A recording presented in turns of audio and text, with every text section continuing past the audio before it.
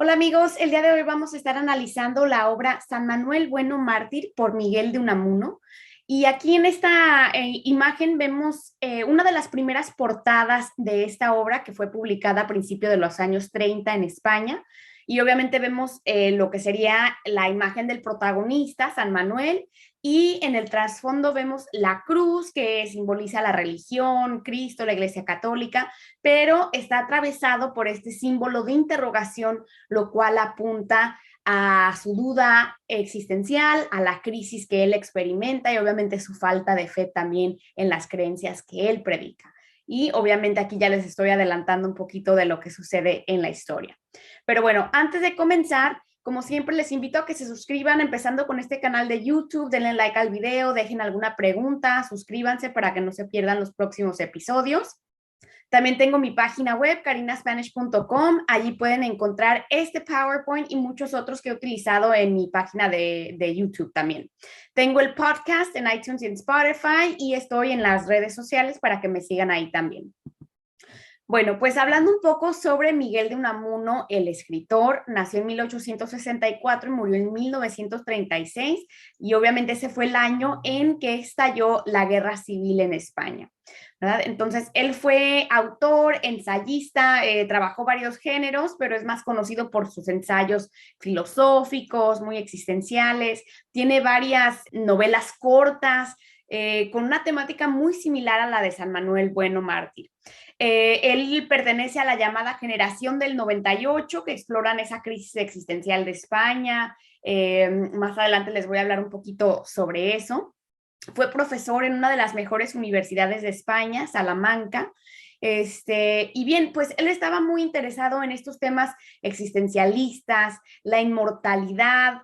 Es algo que explora en varias de sus obras, porque él creció muy católico y con las creencias de la fe, de la religión, pero mientras fue creciendo y fue teniendo estas experiencias un poco desagradables en su vida, pues empezó a cuestionar mucho. De hecho, él también, igual que su personaje, tuvo algunas tendencias suicidas, pero nunca lo hizo, y estaban como esta duda de que si hay una vida más allá de la muerte, ¿no?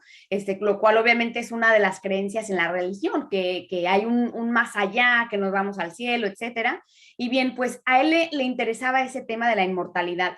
Sin embargo, lo que vemos aquí es que él logra la inmortalidad a través de sus obras, a través de sus personajes, que casi a 100 años de su muerte seguimos leyendo, ¿verdad? Él se rebeló en contra de ciertas tradiciones literarias, y en vez de caracterizarlas como novelas, las llamaba a sus obras las nivolas, ¿verdad? Entonces, las nivolas de Unamuno, pues, trataban de estas temáticas muy complejas, tenía mucha metaficción.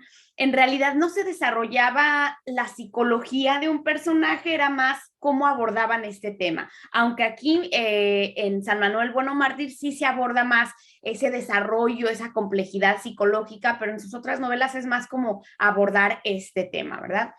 En su vida política, pues él estaba en contra de las extremas derechas, en contra de los falangistas, denunció al general Francisco Franco al inicio de la Guerra Civil, y pues eso le causó que lo destituyeran de su cargo universitario, y a los pocos meses él murió. Bien, pues eso es un poco sobre la biografía de Unamuno. Continuamos con un poco de las características de esta generación a la cual pertenecía Miguel de Unamuno, también Antonio Machado, si recordarán, el que escribió Soledades II, se han dado muchos caminos. Pues bien, estos autores experimentan la crisis moral, económica, política que se extiende en toda España después de haber perdido la guerra contra Estados Unidos en 1898, ¿verdad?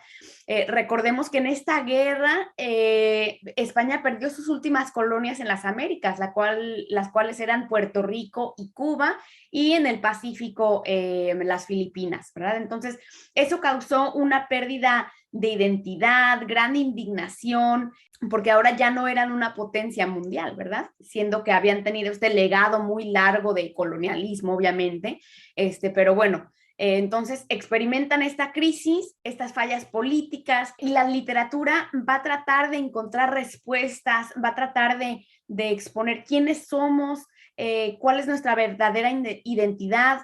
Entonces van a criticar ciertas normas sociales, la situación política, van a tratar de encontrar una respuesta en el pueblo, cómo es el pueblo, así somos, y ponerlas en su arte, ¿no? Entonces, de alguna manera es una novela impresionista porque vemos estos monólogos interiores, estos estragos mentales, hay mucha introspección, y aluden a ideologías filosóficas como el marxismo, el socialismo, el existencialismo, todas estas cosas que estaban en realidad sucediendo no solamente en España, sino también en otros países. Vemos dos caras de España, la oficial, que es la del rey, y luego que pasó a ser la de las repúblicas, pero de alguna manera hay mucha hipocresía, mucha falsedad.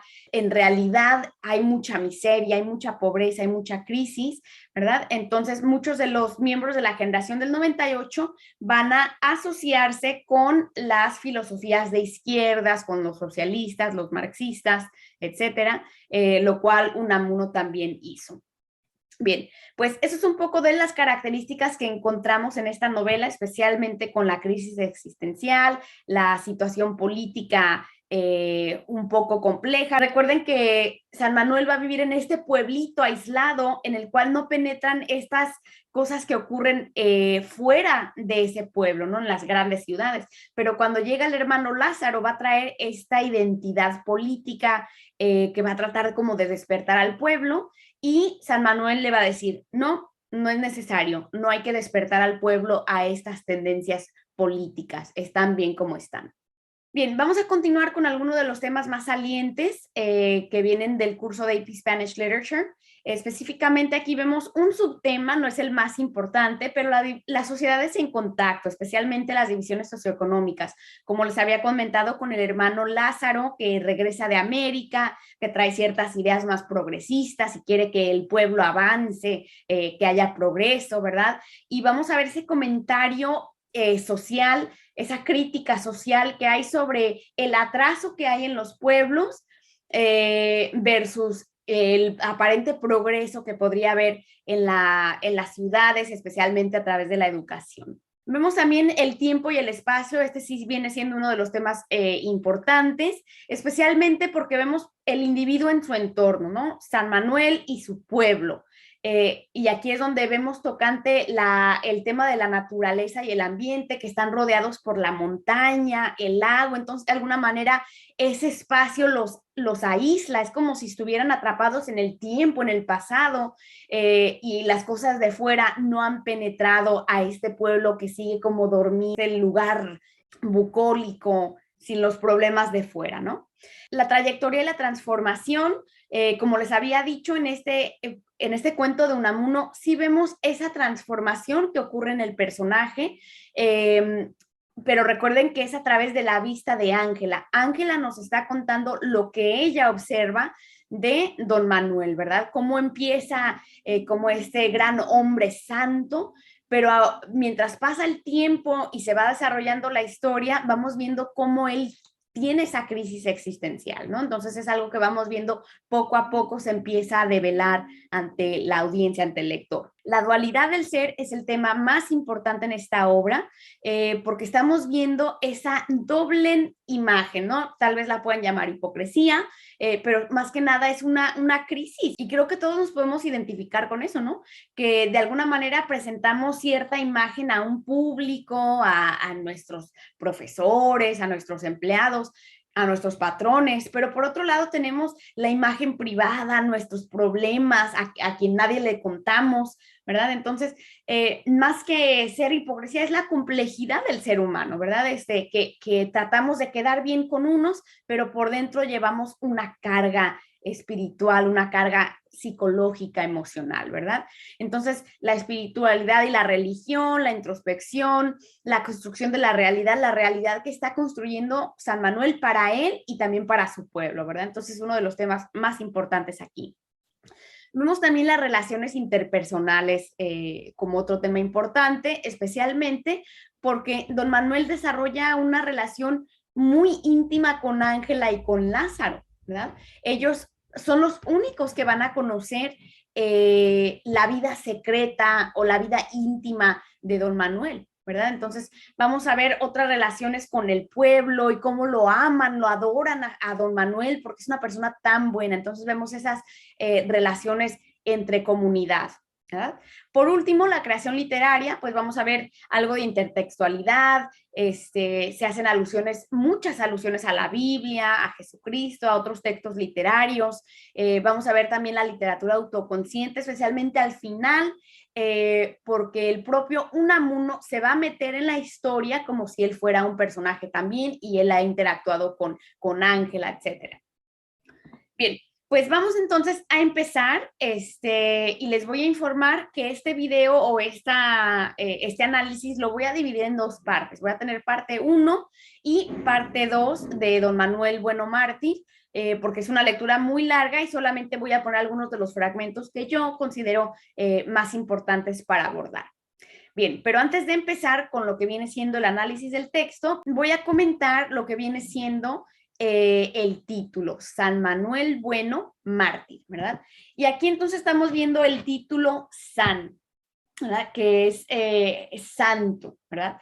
Y al principio de la historia se nos va a contar que hay un proceso de canonización y esto es por parte de la Iglesia Católica, el papado, que va, investiga la vida de ciertas personas y eso les ayuda a hacer una evaluación para reconocer la santidad o no. Entonces, según eso, se está llevando a cabo este proceso para Manuel Bueno, que ese es su nombre, y ver si en realidad era un santo y se puede canonizar.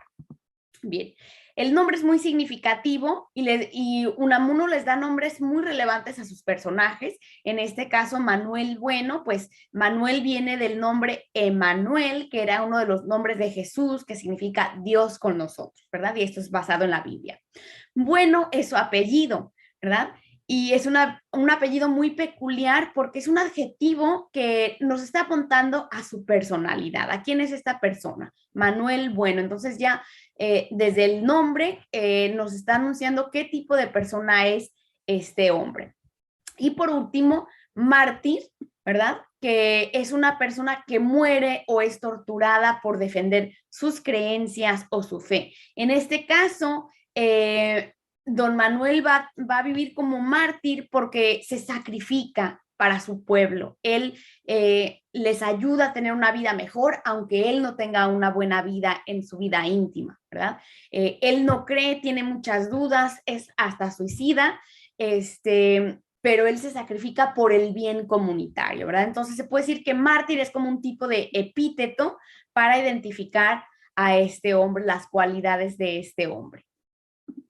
Bien, otra parte importante antes de empezar el texto es que se nos tiene este epígrafe bíblico en el cual se dice, si solo en esta vida esperamos en Cristo, somos los más miserables de los hombres todos.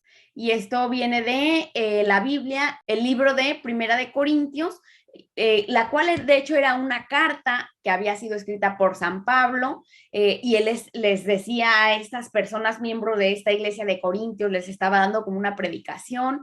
Y entonces algo que notamos aquí muy importante comentar es que Unamuno escogió un versículo que le queda al cuento, ¿no? Pero en realidad es que está descontextualizado porque proviene de un capítulo más largo, obviamente, en el cual se está hablando de la resurrección de Cristo, y les está invitando a estos compañeros de la iglesia de Corintios de que tienen que creer en la resurrección de Cristo, que si no creen en la resurrección de Cristo, entonces no tiene chiste creer en Cristo si no crees que Él ha resucitado, ¿verdad? Entonces, Unamuno ha sacado este versículo fuera de contexto para decir no hay que creer en Cristo porque si no eres miserable, ¿no? Pero en realidad es que estaba diciendo que la resurrección es una parte fundamental de la creencia de los cristianos para creer que Cristo resucitó y de alguna manera los cristianos también van a poder esperar en esa promesa de resurrección, ¿no?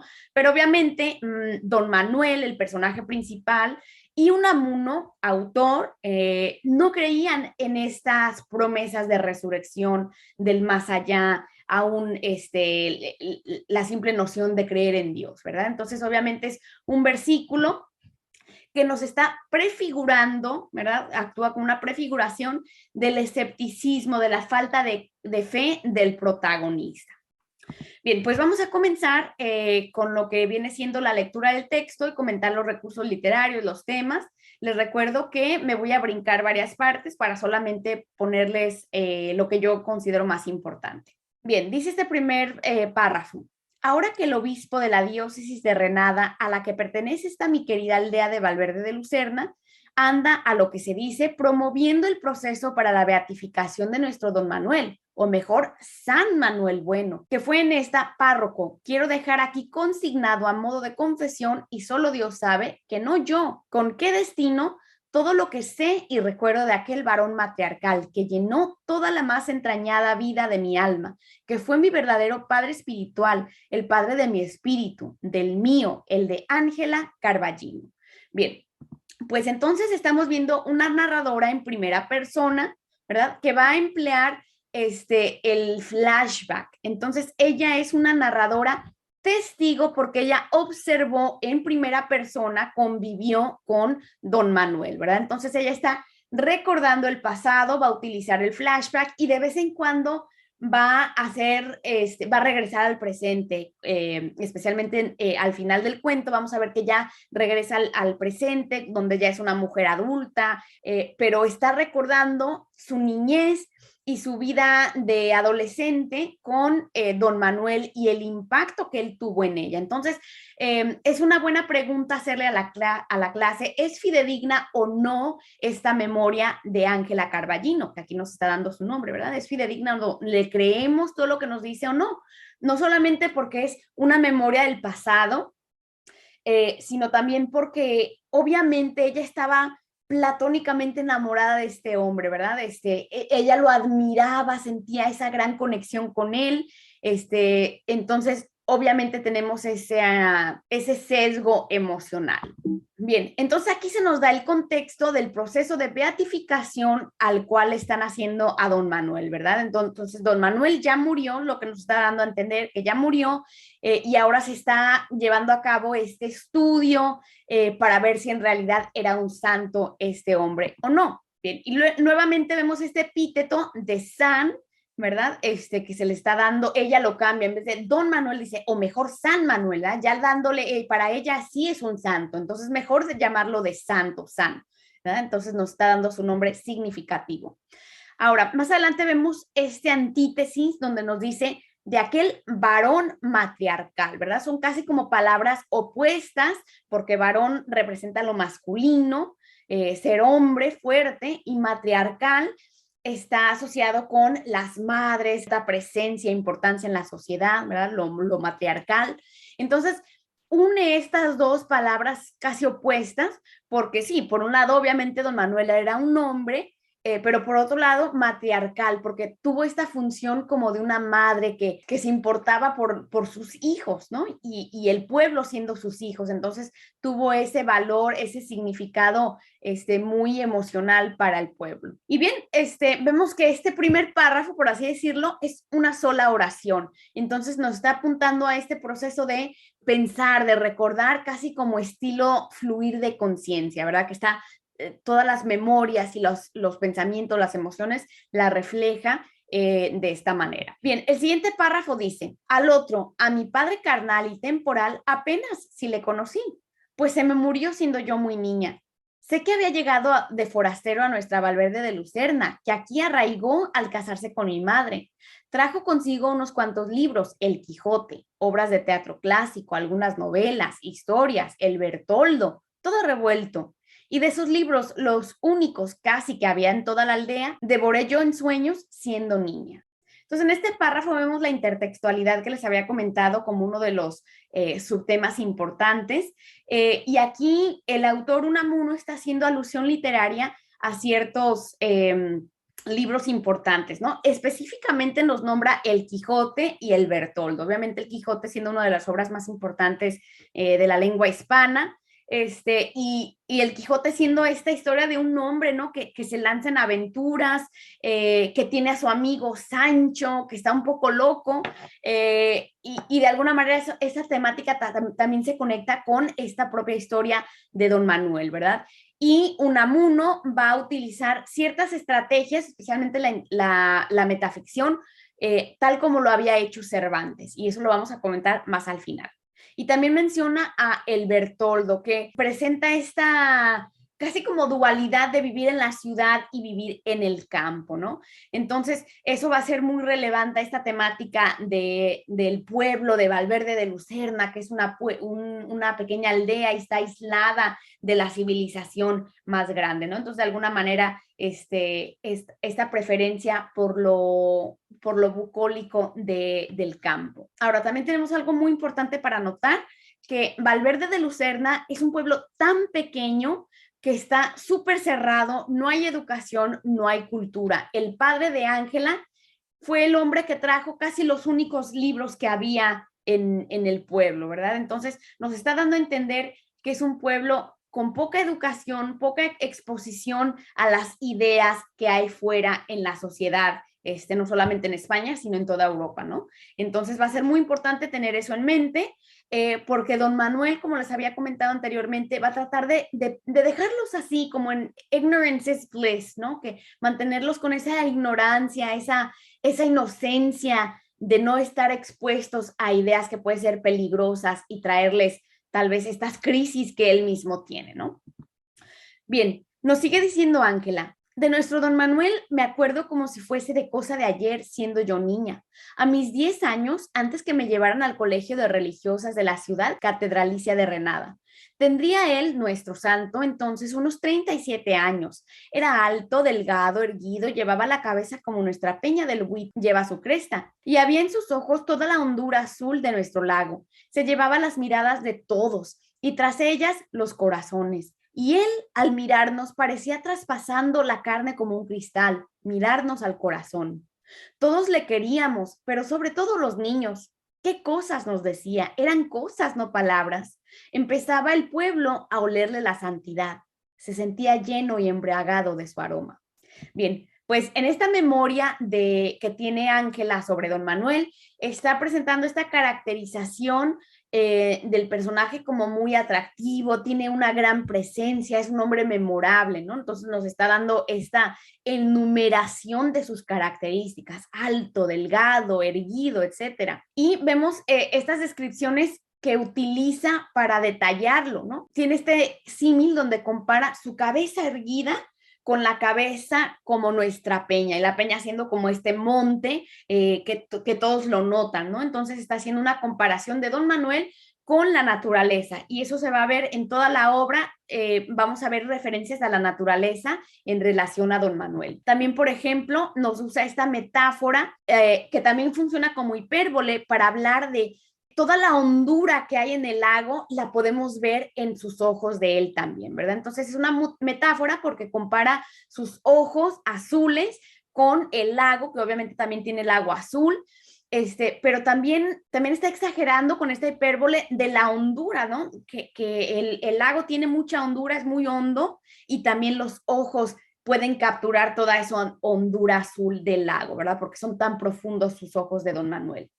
Vemos esta referencia de sinécdoques. Recuerden que el sinécdoque es cuando eliges una parte que representa el todo. Entonces, por ejemplo, el corazón, las miradas que representan a las personas, pero también estratégicamente porque el corazón representa las emociones, ¿verdad? Y la mirada porque pues todos están mirando a don Manuel, no solamente porque es un hombre apuesto, pero también esta capacidad que él tiene, como nos dice aquí, de traspasarlos, y es un símil, ¿verdad? Que sus ojos son como cristales que atraviesan la carne, que puede ver a lo más íntimo de las personas, tiene como ese talento. Y por último vemos esta sinestesia. Recuerden que en la sinestesia se perciben ciertas sensaciones, pero con otros sentidos. Entonces, por ejemplo, oler la santidad. La santidad no se huele, pero en este caso es algo tan fuerte y algo que está en todas partes que hasta están embriagados de su aroma, ¿verdad? Entonces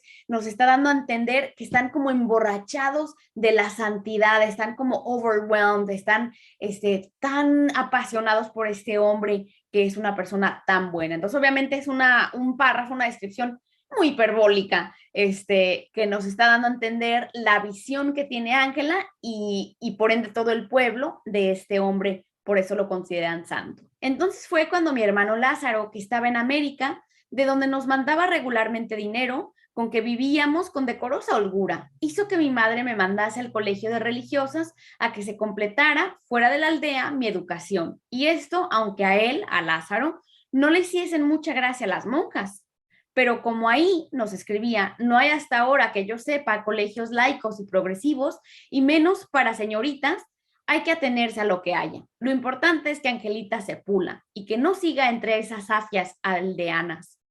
Y entré en el colegio pensando en un principio hacerme en él maestra, pero luego se me atragantó la pedagogía.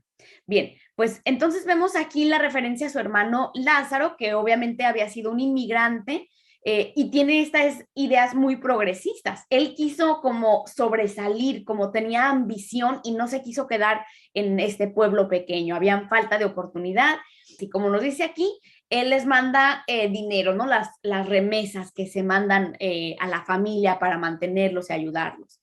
Y se nos está apuntando a este tema de las sociedades en contacto, que en el pueblo, en la aldea, son personas safias, sin educación, hay que ayudarle a mi hermana a que salga de este mundo, ¿no? Él quiere que se eduque Ángela. Entonces vemos esa caracterización del pueblo de una manera muy peyorativa, ¿no? Que son safias, no tienen educación, no hay escuelas, no hay progreso. Sin embargo, aunque Ángela, si fue a la escuela, nos dice que se le atragantó la pedagogía. Entonces, como un hipérbole que exagera lo difícil que pasó en esta carrera y mejor se salió. Se le atragantó como si no podía digerirlo, pasarlo, y ella no estaba contenta con sus estudios, aunque su hermano quería que ella fuese una persona de progreso, de educación.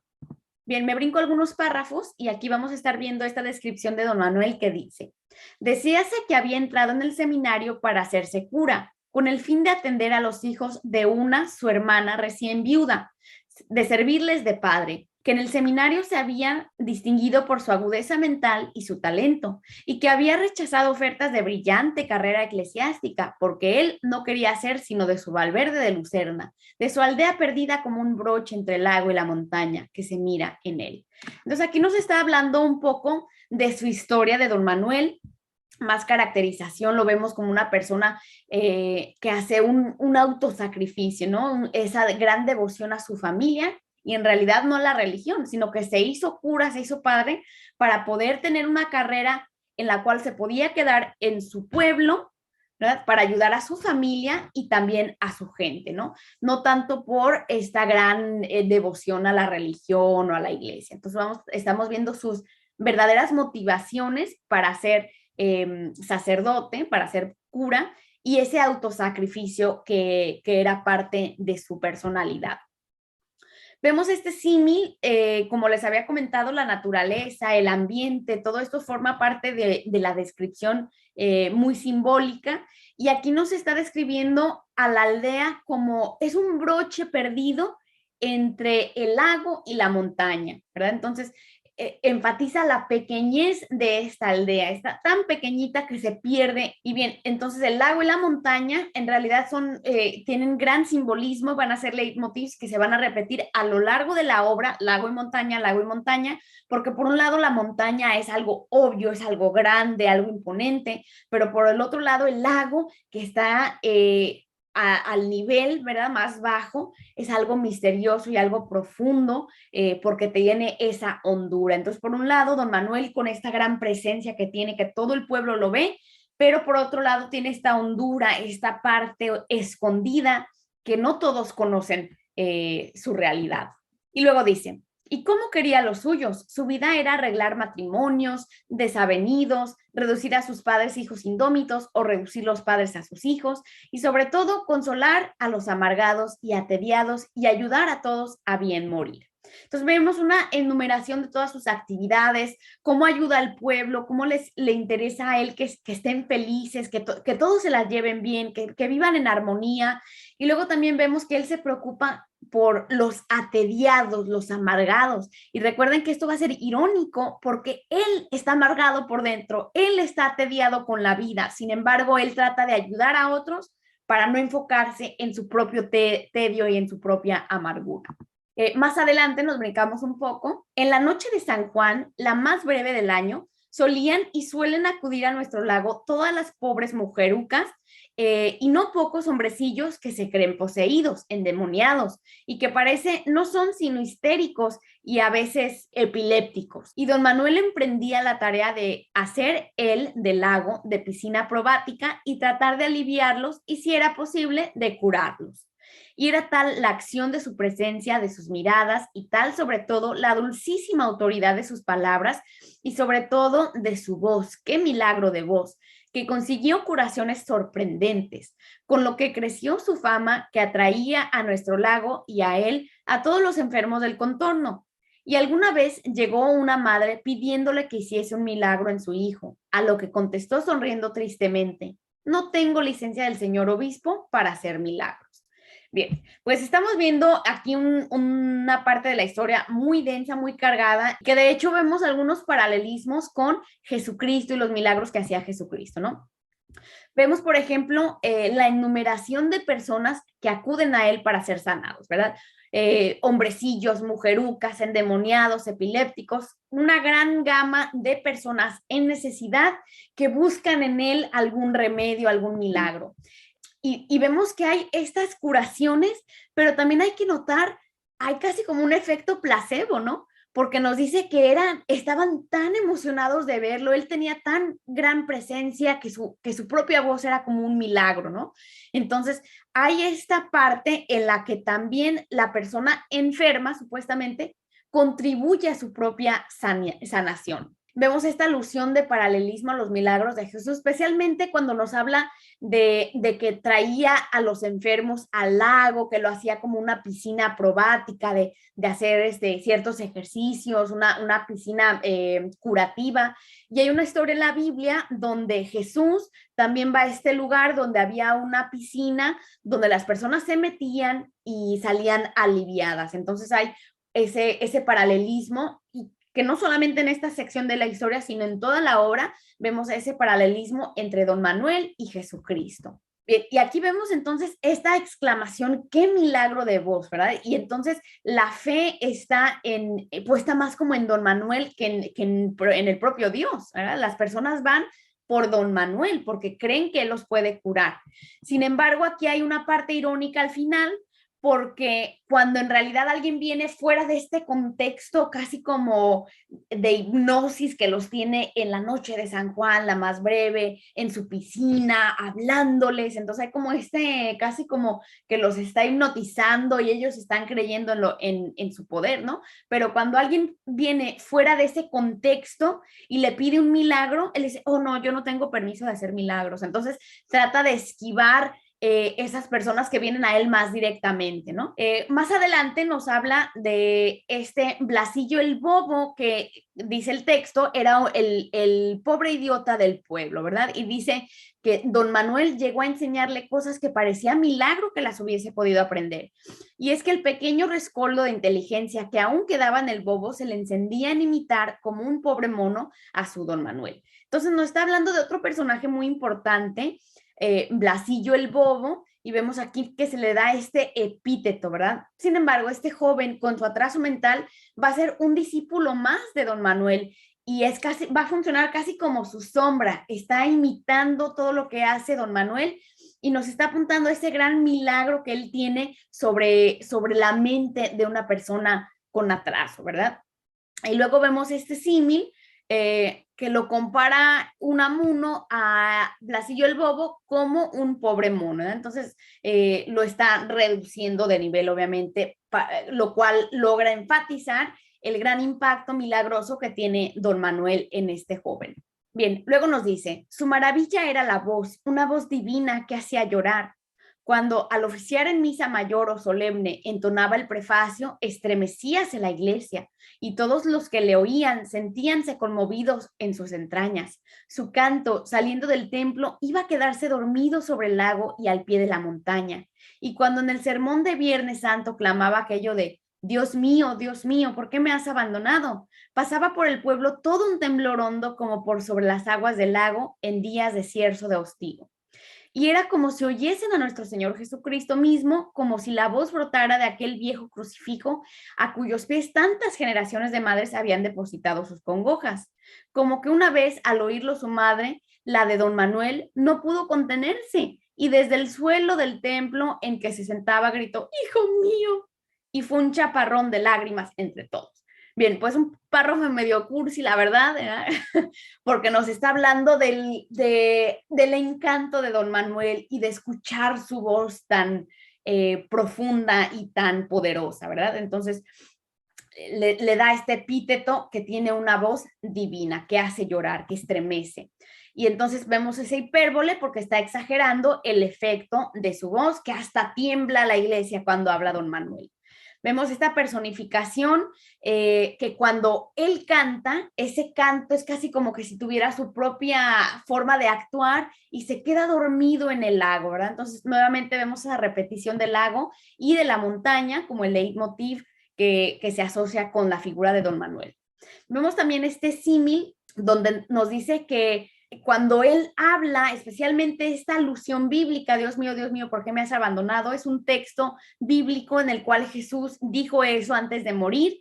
Entonces, esa comparación con Jesucristo, ¿verdad? Que su voz es tan similar. La voz de don Manuel es como si estuviéramos oyendo a Jesús, que enfatiza ese abandono que experimentó Jesucristo al morir, que de alguna manera también lo está experimentando el propio don Manuel, ¿verdad? Que se siente abandonado por Dios, esa crisis existencial que tiene y la refleja aún en su predicación.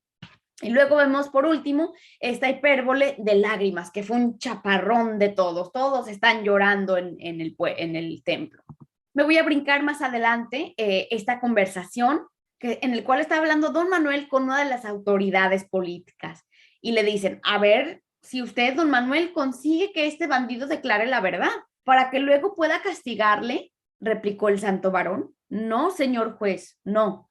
Yo no saco a nadie una verdad que le lleve acaso a la muerte. Allá entre él y Dios, la justicia humana no me concierne. No juzguéis para no ser juzgados, dijo nuestro Señor. Pero es que yo, señor cura, comprendido de usted, señor juez, al César lo que es del César, que yo daré a Dios lo que es de Dios. Y al salir, mirando fijamente el presunto reo, le dijo, mira bien si Dios te ha perdonado, que es lo único que importa. Bien, entonces vemos este diálogo, lo cual pues obviamente le da más dinamismo a la narración. Estamos viendo a través de este diálogo el carácter moral y las motivaciones de don Manuel en su tratamiento con otras personas, ¿verdad? Nuevamente vemos aquí ese epíteto de santo varón para enfatizar su bondad, su misericordia hacia las personas, aún hacia las personas que han tal vez cometido algún delito. Vemos esta alusión bíblica de este versículo, nuevamente una frase de Jesucristo que ahora está adoptando don Manuel, al César lo que es del César y a Dios lo que es de Dios, o sea, el César representando la autoridad, el gobierno, el poder, y por otro lado, don Manuel se está asociando más con las acciones que son del rescate de los pecadores, ¿no? Él no quiere juzgar a las personas y por eso le dice al presunto reo, a la persona que tal vez cometió el crimen, si Dios te perdona, eso es lo único que importa, no importa aquí las autoridades. Me voy a brincar más adelante, dice, en el pueblo todos acudían a misa, aunque solo fuese para oírle y verle en el altar, donde parecía transfigurarse, encendiéndosele el rostro. Había un santo ejercicio que introdujo en el culto popular, y es que reuniendo en el templo a todo el pueblo, hombres y mujeres, viejos y niños, unas 1000 personas, recitábamos al unísono en una sola voz el credo. Creo en Dios, Padre Todopoderoso, Creador del cielo y la tierra, y lo que sigue. Y no era un coro, sino una sola voz, una voz simple y unida, fundidas todas en una y haciendo como una montaña, cuya cumbre, perdida las veces en nubes, era don Manuel. Y al llegar a lo de creo en la resurrección de la carne y la vida perdurable, la voz de don Manuel se zambullía como en un lago, en la del pueblo, todo, y era que él se callaba. Y yo oía las campanas de la villa, que se dice aquí que está sumergida en el lecho del lago, campanadas que se dice también se oye en la noche de San Juan. Y eran las de la villa sumergida en el lago espiritual de nuestro pueblo. Oía la voz de nuestros muertos que en nosotros resucitaban en la comunión de los santos. Bueno, un párrafo algo largo, pero es muy importante porque nos está anunciando varias cosas. En principio, nuevamente este paralelismo con la transfiguración de Jesús, una alusión bíblica, donde Jesús se transforma y se pone todo de blanco, y don Manuel también tiene esa capacidad casi milagrosa, ¿no? Vemos estas imágenes muy auditivas del coro, el credo, todos unidos, todos en armonía, pero vemos que resalta la voz del pueblo como si fuera una montaña, y en la cumbre encima está don Manuel como un símbolo de fe para el pueblo, ¿no? Sin embargo, hay que notar que la voz del pueblo, todos unidos, todos con fe, se contrasta grandemente con la voz de don Manuel, que se zambullía, se perdía en el lago. Especialmente muy, muy importante notar que él va disminuyendo el credo cuando tiene que leer esta parte, creo en la resurrección de la carne y en la vida perdurable. ¿Por qué don Manuel se calla en esta parte y permite que el pueblo lo diga? ¿Verdad? Aquí estamos ya viendo esa señal, esas pistas de que tal vez don Manuel no cree y por eso no quiere decir estas partes, porque él no cree en esto. ¿Verdad? Y por último, pues vemos esta hipérbole de la unión de todas las voces, que hasta resucitan las otras voces perdidas en el lago de generaciones anteriores. Bien, pues sigue diciendo, después al llegar al conocer el secreto de nuestro santo, he comprendido que era como si una caravana en marcha por el desierto, desfallecido, el caudillo, al acercarse al término de su carrera, le tomaran en hombros los suyos para meter su cuerpo sin vida en la tierra de promisión. Los más no querían morirse, sino cogidos de su mano como de un ancla.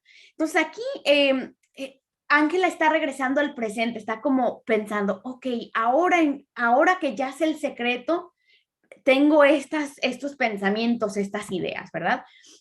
Y está haciendo alusión bíblica a la muerte de Moisés, porque Moisés, que había sido un caudillo, un líder de los judíos en el Antiguo Testamento, y tuvieron que atravesar el desierto y de alguna manera él murió y no pudo entrar a la tierra prometida que Dios les había prometido, y el pueblo tuvo que cargar con su cuerpo. Entonces está comparando a don Manuel con esta muerte de Moisés también, que aunque Moisés les prometió la tierra nueva, la tierra prometida, él no pudo entrar en vida. Y de alguna manera también don Manuel les promete todas estas promesas de la Biblia, pero él no va a entrar porque no tiene fe, ¿verdad? No cree en eso. Y por último, vemos este símil, que el pueblo quiere estar unido de mano con don Manuel como un ancla, como algo que les da fortaleza y algo que lo sostiene. Dice más adelante, su vida era activa y no contemplativa, huyendo cuanto podía de no tener nada que hacer. Cuando oía eso de que la ociosidad es la madre de todos los vicios, contestaba, y del peor de todos, que es el pensar ocioso. Y como yo le preguntara una vez, ¿qué es lo que con eso quería decir? Me contestó. Pensar ocioso es pensar para no hacer nada o pensar demasiado en lo que se ha hecho y no en lo que hay que hacer. A lo hecho pecho. Y a otra cosa, que no hay peor remordimiento sin enmienda. Hacer. Bien comprendí yo ya desde entonces que don Manuel huía de pensar ocioso y a solas, que algún pensamiento le perseguía. Bien, entonces aquí estamos continuando a ver esa caracterización de don Manuel y su forma de pensar también, ¿verdad? Que es una persona que le gusta estar activo, no le gusta estar solo, no le gusta estar con tiempo libre. Él es una persona de acción, por eso siempre está buscando a quién ayudar, a quién proteger, ¿verdad? Porque él le huye al estar pensando, al estar analizando. Entonces vemos esta yuxtaposición entre una vida activa versus una vida monástica, contemplativa, porque en realidad muchos religiosos, y no solamente de la Iglesia Católica, sino de otras religiones como los budistas y así, tienen esta opción de convertirse en monásticos, de irse a una montaña y vivir allá y meditar y orar, escribir y solamente estar dedicados a eso, ¿no? No exponerse y estar solos. Pero don Manuel no quiere ese estilo de vida. Él quiere una vida activa de ayudar a las personas. Y nos anuncia que tiene miedo de encontrarse con sus propios pensamientos. Y aquí vemos la connotación de esta palabra muy importante. Algún pensamiento le perseguía y perseguía tiene esta connotación de algo negativo, algo que te está acosando, amenazando. Entonces, sabemos que don Manuel ha de tener cierto tipo de forma de pensar que le causa tal vez un miedo si se enfrenta con esa forma de pensar. Más adelante nos dice, le conmovía profundamente la muerte de los niños. Un niño que nace muerto o que se muere recién nacido y un suicidio, me dijo una vez, son para mí de los más terribles misterios. Un niño en cruz. Y como una vez, por haberse quitado uno la vida, le preguntara al padre del suicida, un forastero, si le daría tierra sagrada, le contestó, seguramente, pues en el último momento, en el segundo de la agonía, se arrepintió sin duda alguna. Y entonces aquí vemos un tema muy interesante que es el tema de la muerte y del suicidio. Que para don Manuel la muerte era un misterio, especialmente en los niños, ¿verdad? Él se sentía muy triste porque veía a los niños como ya estaban destinados al sufrimiento y eso le causaba mucha tristeza. Y luego aquí vemos también eh, continuando con este tema de la muerte y del suicidio, pues en realidad en la Iglesia Católica el suicidio y en muchas religiones el suicidio es un pecado imperdonable. Te quitaste la vida y no tuviste tiempo de arrepentirte al quitarte la vida. Pero don Manuel tiene una actitud muy distinta, lo cual apunta a su carácter, a su forma de pensar y más que nada a su forma de querer dar consuelo, de querer ayudar, porque el padre de un suicida que aparte era forastero, que ni siquiera era de este pueblo, no tiene, no tiene su propia tierra, no es de ese lugar, y le pide a don Manuel que le dé tierra para enterrarlo. En la Iglesia Católica, una persona que muere en pecado imperdonable no puede ser enterrada en Camposanto, ¿verdad? Que se acostumbrada al lado de la iglesia. Pero don Manuel rompe con esa tradición y le dice, claro que sí, no te preocupes, porque, y le da aparte esperanza, aparte de darle tierra para enterrar a su hijo suicida, aparte le da esperanza. Seguramente, sin duda alguna, tu hijo se arrepintió en el último segundito que le quedó de vida después de suicidarse, ¿no? Después de tratar de quitarse la vida. Entonces, don Manuel es una persona buena que trata de ayudar, especialmente a las personas que están en más sufrimiento. Vemos otro ejemplo de esa forma de ayudar. Especialmente en este contexto nos dice, lo primero decía es que el pueblo esté contento, que estén todos contentos de vivir. El contentamiento de vivir es lo primero de todo. Nadie debe querer morirse hasta que Dios quiera. En una boda dijo una vez, ay, si pudiese cambiar el agua toda de nuestro lago en vino, que por mucho que de él se bebiera, alegrara siempre, sin emborrachar nunca, o por lo menos con una borrachera alegre. Entonces aquí una actitud muy interesante y que de hecho es un paralelismo con Jesús, ¿verdad? Bien, entonces vemos aquí este mensaje al pueblo muy esperanzador, ¿verdad? Él quiere ayudar al pueblo a ser felices, a vivir su vida con plenitud. Pero en realidad es irónico porque como nos vamos a ir dando cuenta más y más y más, don Manuel tiene tendencias suicidas y en realidad está amargado por dentro. Él tiene esa agonía, esa cruz del nacimiento, como él mismo lo va a decir más adelante, ¿verdad? Sin embargo, él se sacrifica por su pueblo y de ahí viene esta referencia a su martirio, a ser una persona santa, porque se sacrifica para el bien de los demás. Y luego vemos aquí en esta segunda parte la alusión bíblica del milagro de Jesús, que Jesús convirtió el agua en vino, y don Manuel también dice, ay, si yo pudiera convertir el lago en vino, ¿verdad? Hay un vino que nos da alegría, que nos emborracha de alegría, no de sustancias alcohólicas, ¿verdad? Entonces, esa esperanza que él tiene de darle felicidad a su pueblo. Luego está esta anécdota, ¿no? Lo voy a leer todo porque es bastante largo, pero lo que ocurre aquí es que era una familia de payasos, de entretenedores, y era el padre con los hijos. Sin embargo, la esposa se pone mal, está enferma, y don Manuel la lleva y la ayuda, nos dice, a bien morir. Esta mujer muere mientras que su familia está tratando de trabajar entreteniendo al pueblo. Luego nos dice aquí el texto, cuando se acabó la fiesta, el payaso, el esposo, va y le dice a don Manuel, bien se dice, señor cura, que usted es todo un santo. Se acercó a queriéndole tomar la mano para besarla, pero don Manuel se adelantó y tomándosela al payaso, pronunció ante todos: el santo eres tú, honrado payaso. Te vi trabajar y comprendí que no solo lo haces para dar pan a tus hijos, sino también para dar alegría a los de los otros. Y yo te digo que tu mujer, la madre de tus hijos, a quien he despedido a Dios mientras trabajabas y alegrabas, descansa en el Señor, y que tú irás a juntarte con ella y a que te paguen riendo los ángeles, a los que haces reír en el cielo de contento.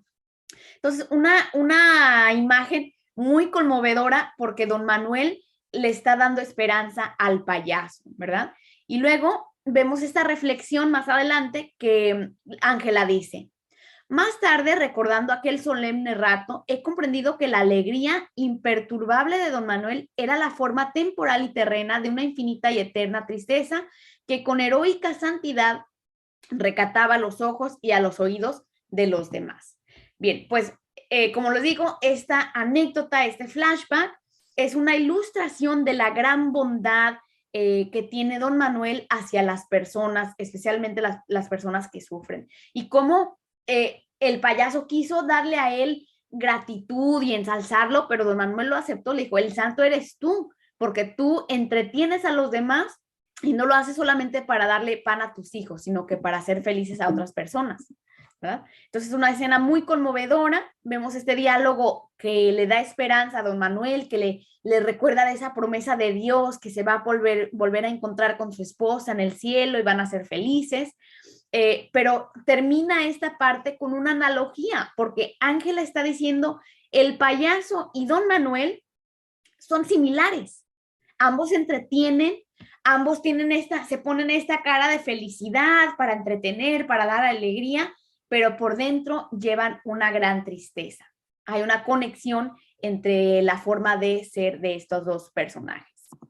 Lo que sí recuerdo es que como una vez, hablando de la abadía, le preguntase yo cómo era que él no se había ocurrido ir al claustro. Me contestó, no es sobre todo porque tenga como tengo mi hermana viuda y mis sobrinos a quienes sostener, que Dios ayuda a los pobres, sino porque yo no nací para ermitaño, para anacoreta. La soledad me mataría el alma. Y en cuanto a un monasterio, mi monasterio es Valverde de Lucerna. Yo no debo vivir solo, yo no debo morir solo. Debo vivir para mi pueblo, morir para mi pueblo. ¿Cómo voy a salvar mi alma si no salvo la de mi pueblo? Pero es que había santos ermitaños solitarios, le dije. Sí, a ellos les dio el Señor la gracia de soledad que a mí me ha negado y tengo que resignarme. Yo no puedo perder a mi pueblo para ganarme el alma. Así me ha hecho Dios. Yo no podría soportar las tentaciones del desierto. Yo no podría llevar solo la cruz del nacimiento. Bien, pues este es un diálogo entre Ángela y don Manuel que nos muestra los móviles de don Manuel, ¿verdad? ¿Por qué él actúa de la manera que actúa? Y nos dice que no solamente lo hace para ayudar a su hermana viuda y a sus sobrinos, para darles para ayudarlos a sobrevivir, a seguir adelante, sino porque él no tiene esa disposición de ser un monástico, ¿verdad? De vivir en un claustro. Él no puede vivir una vida encerrada de contemplación. Dice, y Dios me hizo así. Y vemos algo muy interesante porque hace una alusión a la tentación del desierto, ¿verdad? Aquí lo vemos en esta parte de acá. Y recuerden que en la Biblia Jesús pasó 40 días y 40 noches en el desierto y el diablo vino y le trató de hacer pecar, de convencerlo de hacer cosas que iban a cuestionar a Dios, y Jesús soportó todas las tentaciones. Pero dice don Manuel, yo no podría, ¿ya?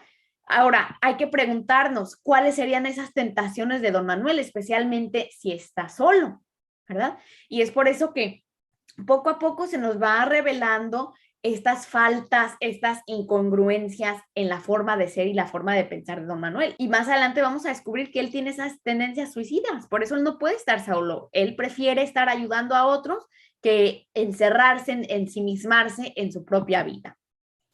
Y para finalizar aquí esta parte, nos habla sobre la cruz del nacimiento, ¿verdad? La cruz del nacimiento, la cual la cruz representa la muerte, ¿verdad? Si pensamos en la cruz, representa la tortura de Jesús, donde fue crucificado, pero el nacimiento, pues, es empezar la vida. Entonces vemos esa como esa yuxtaposición, esa antítesis entre cruz, que significa muerte, y nacimiento. Entonces, para él, nos está dando a entender que para él su tortura es haber nacido, ¿verdad? Hay que nacer para luego morir. Él no entiende eso, ¿verdad? Le está dando un poco como una pista a Ángela de esa forma de pensar de él. Bien, me voy a brincar más adelante y aquí Ángela está teniendo esta conversación con don Manuel, donde ella viene a confesarse y le dice de algunas cuestiones que ella tiene en mente, algunas preguntas, algunas dudas, y él le contesta, va. ¿Y dónde has leído eso, Marisa Vidilla? Todo eso es literatura, no te des demasiado a ella, ni siquiera a Santa Teresa. Y si quieres distraerte, lee el Bertoldo que leía tu padre. Bien, entonces después de esta confesión, ella se va, se siente más confortada. Sin embargo, fíjense algo interesante que nos dice aquí, que ella ya empieza a sentirse mujer y que ella empezó a sentir una lástima profunda por don Manuel, ¿verdad? Nos dice, sentí en mis entrañas el jugo de la maternidad, y al encontrarme con el confesionario junto al santo varón, sentí como una callada confesión suya en el susurro sumiso de su voz, y volví a confesarme con él para consolarle. Entonces vamos viendo una dinámica muy interesante, ¿verdad? Entonces vemos esta confesión en la cual Ángela le expresa sus dudas a don Manuel y él le da unas recomendaciones muy inusuales, ¿verdad? Para un religioso. Le dice, no leas a Santa Teresa. Santa Teresa era una escritora del siglo XVI, si no me equivoco, que escribía textos religiosos. Dice, no leas cosas de religión, lee algo que te distraiga, el Bertoldo, por ejemplo, obviamente siendo literatura secular que habla sobre la vida y el campo, etcétera. Entonces, como que don Manuel le está recomendando que no se meta mucho en filosofías, que no se meta mucho en estas preguntas existenciales, sino que distraiga su mente, lo cual obviamente es algo que también hace don Manuel para no pensar en sus propias dudas. Bien, entonces vemos esa alusión literaria muy irónica, ¿verdad? Que en vez de literatura religiosa, le recomienda literatura que distrae. En este segundo párrafo vemos una dinámica interesante, como les había dicho, porque es casi como una inversión de roles, especialmente porque el tiempo está pasando, ¿verdad? Ese tema de el tiempo y el espacio, y ahora Ángela se está haciendo una señorita, ya es mayor, y entonces va a haber una inversión de roles, porque por un lado, don Manuel había sido como una figura paterna y hasta materna para él, para ella, ahora él es casi como si fuera su hijo, ¿no? Es lo que nos está diciendo, que ella empezaba a sentir el jugo de la maternidad, ¿no? Vaya palabra. Pero bueno, está teniendo una conexión como de lástima y siente como que don Manuel también quiere ser consolado. No solamente ella quiere consuelo, sino él también. Entonces, ella empieza a ir al confesionario más que nada, dice, para consolarle a él, ¿verdad? Porque ella está percibiendo el sufrimiento que lleva don Manuel por dentro.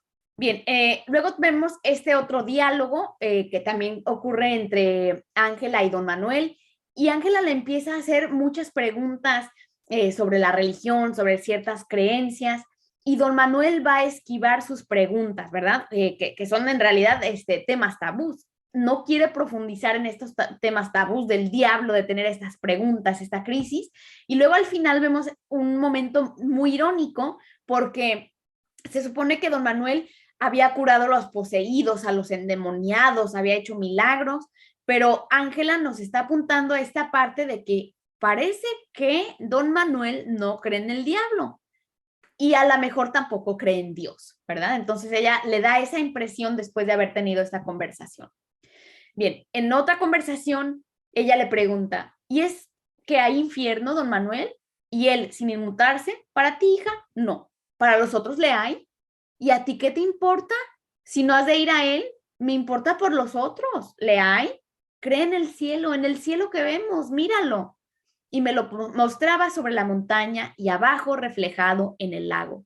Pero hay que creer en el infierno como en el cielo, le repliqué. Sí, hay que creer todo lo que enseña a creer la Santa Madre Iglesia Católica, Apostólica Romana. Y basta. Leí no sé qué honda tristeza en sus ojos azules como las aguas del lago. Bien, nuevamente un diálogo muy interesante donde don Manuel no le da respuesta a las inquietudes de Ángela, ¿verdad? Él trata de esquivarle con otros comentarios.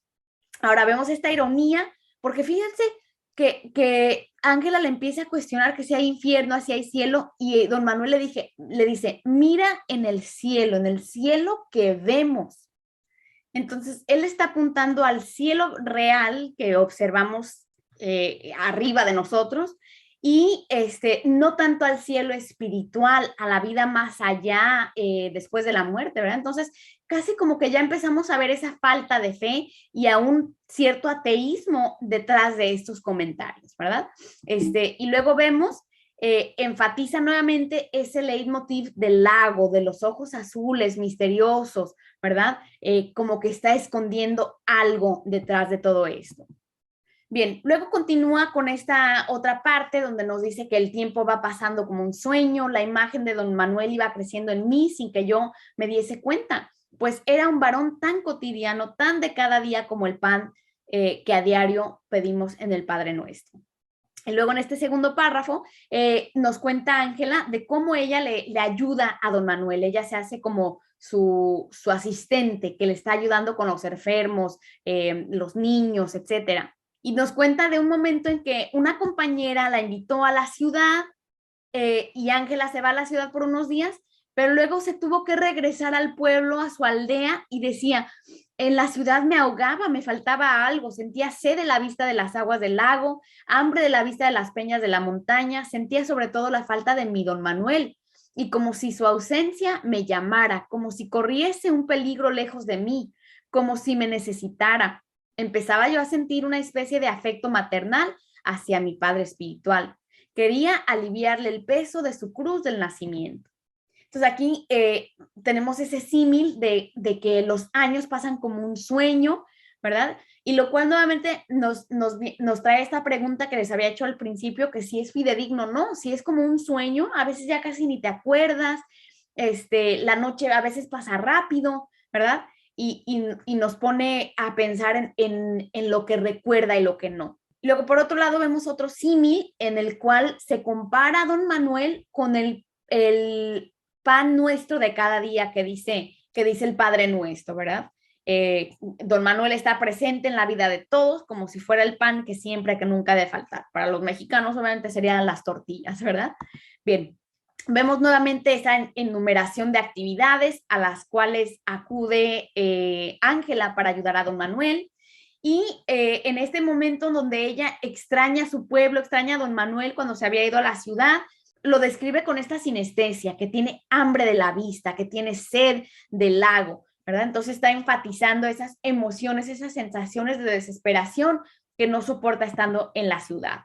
Luego vemos este posesivo que dice la falta de fe de mi don Manuel, ¿verdad? Entonces vemos ese afecto maternal, ese cariño que ella le tiene como si fuera casi su hijo también, ¿verdad? Y por eso ella regresa, porque empieza a ver esta relación, ella funge como madre, ella adopta este rol maternal hacia don Manuel también, ¿verdad?